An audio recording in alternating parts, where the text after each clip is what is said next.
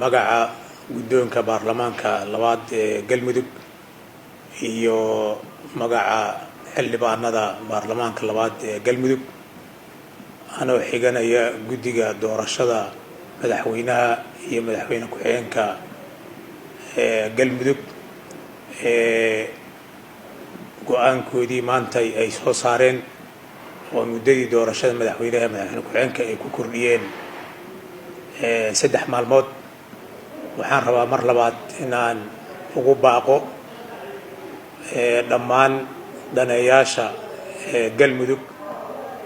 inay ka soo qayb galaan waxna ka dhammaystiraan doorashada galmudug oo soo bilaabatay maamul dhisideedu muddo laga joogo 7 bil soo martay heerar kala duwan ku soo dhamaatay dhismihii iyo doorashadii baarlamaanka galmudug kadibna loo gudbay dhammaystirkii in la doorto madaxweynaha iyo madaxweyne ku-xigeenka taas oo waqtigii hore ilaa 15 maalmood soo qaadatay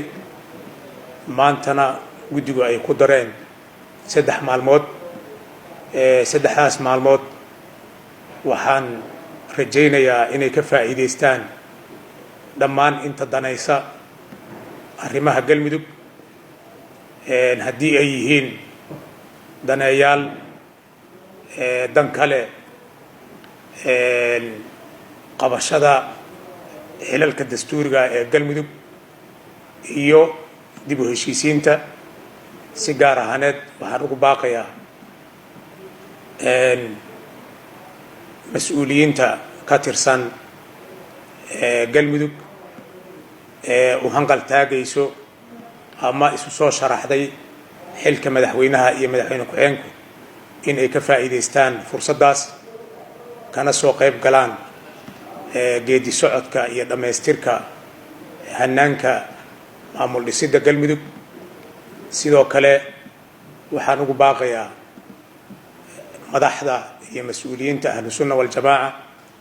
inay wax ka dhammaystiraan geedi socodka maamul dhisidda galmudug oo maraya heer gebagebe ah. abaalkii ay u galeen galmudug iyo hawshii ay ka soo qabteenna ay wax ka dhammaystiraan. waxaan rajaynaynaa maalmaha kooban ee noo dhiman doorashada in dhammaan reer galmudug gaar ahaan siyaasiyiinta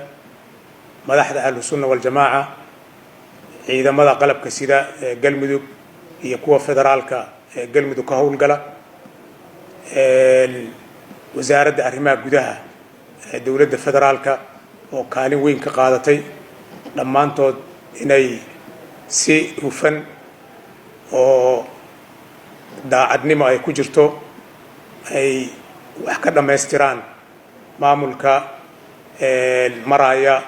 heerkii ugu dambeeyey. baarlamaankuna oo ka qayb qaato sidii dhammaan musharaxiinta barnaamijkii maanta ay soo gudbiyeen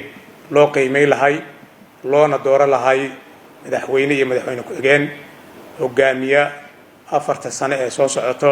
galmudugta cusub. waxaan kaloon ugu baaqayaa dowladda federaalka iyo beesha caalamku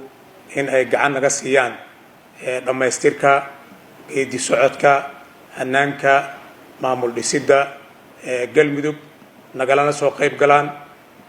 doorashada dhici doonto 2 bisha February daadihinayaan guddiga baarlamaanka dowlad goboleedka galmudug. wabillahi tawfiiq.